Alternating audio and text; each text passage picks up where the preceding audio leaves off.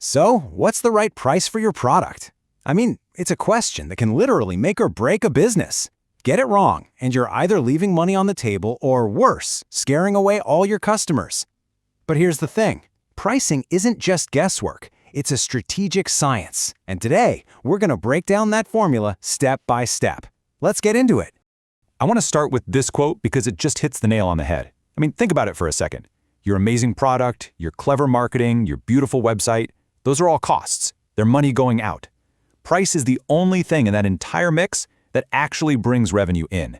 That's why getting it right is so critical. So, what is price then really? Well, it's way more than just a number on a tag. At its very core, price is the answer to one simple question. What is this benefit actually worth to my customer? It's a direct measure of the value you're creating. Okay, here's our roadmap for this explainer. We're going to start by really understanding what price represents. Then we'll look at all the forces that shape it. After that, we'll figure out how to set a goal, pick a core strategy, and finally, we'll look at some really cool tactics for pricing something brand new. First up, let's unpack why a price tag is so much more than what it seems. It's actually a powerful communication tool, and it sends very different signals to buyers and sellers. Yeah, you can think of it like this constant conversation happening in the market. For a buyer, a high price might signal, luxury or amazing quality, while a low price just screams deal. For the seller, dropping the price can be a lever to boost sales, while raising it could be a strategic jab at a competitor. Price is always talking. But here's the catch. No price is set in a bubble. Not at all. It exists inside this really complex ecosystem of forces, all pushing and pulling from both inside and outside your company. Now, we can break these forces down into two main buckets. You've got your internal influences. These are the things you can actually control inside your company. And then you've got your external influences, which are those market forces you just have to react to. So internally, you're looking at things like, what are your company's big goals? Are you trying to be a luxury brand or the budget option? You have to look at your costs, right? You can't sell for less than you spend. And you definitely can't forget about the feedback from your sales teams. They're the ones on the front lines, talking to customers every single day. Then, externally, you've got this whole other set of pressures. What's the competition charging? How sensitive are your customers to price changes? That's what we call demand elasticity. Like if a tiny price hike makes your sales totally tank, that's high demand elasticity. Are your suppliers jacking up their prices on you?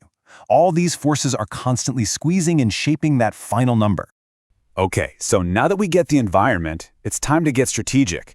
Before you can even dream of picking a number, you have to ask yourself the single most important question. What's our goal here? What does a win actually look like? Generally speaking, a company's pricing goals fall into one of these three main categories. Are you trying to maximize your income? Are you all about dominating sales volume? Or are you just trying to maintain the status quo and keep things steady? Let's break this down a bit. An income-oriented company, well, they're all about maximizing profit on every single sale. Think of a fancy high-end restaurant. A sales-oriented company wants market share. They might sell at a really thin profit margin just to get more and more customers, kind of like a new streaming service.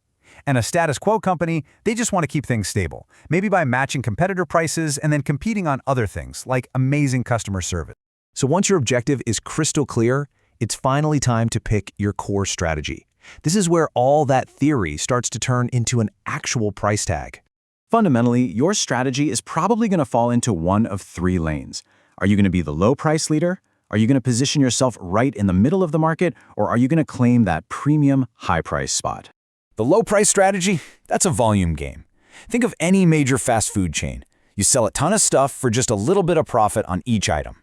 The market price strategy is more about blending in, like most gas stations. You just match the competition because customers can so easily compare. And the high price strategy? Well, that's for brands that really stand out. They're offering something unique, super high quality, or exclusive.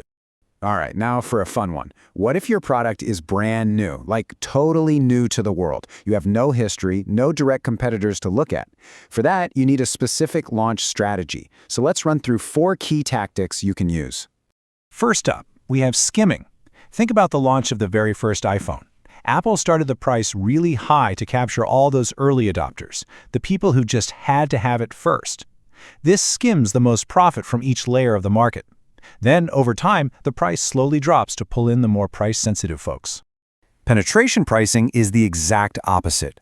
You launch with the super low price right from day one to grab as many customers as you can, as fast as you can. The goal isn't big profits right away, it's to rapidly gain market share. Think about how Google launched its Android operating system. It was an aggressive land grab. And if you thought that was aggressive, get ready for destroyer pricing. While penetration is about gaining customers, destroyer pricing is all about eliminating competitors. You set a price so low, sometimes even below your own cost, that it drives your rivals out of business or serves as a warning shot to anyone thinking about entering your market. And finally, there's promotional pricing. These are just temporary price cuts designed to create a lot of excitement and a sense of urgency. You know, like a Black Friday sale, a limited time offer, or the classic loss leader.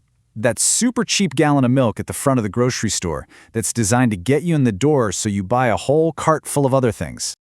So, as we've seen, setting a price isn't just about covering your costs. It's about understanding your environment, it's about defining your goals, and it's about choosing a strategy that tells the right story to your customers. Which brings me to a final question for you. You've just invented a revolutionary new smartphone. Do you use skimming to capture that premium early adopter market? Or do you go with penetration to try and win over the masses from the start? Your answer really says everything about what your ultimate goal is.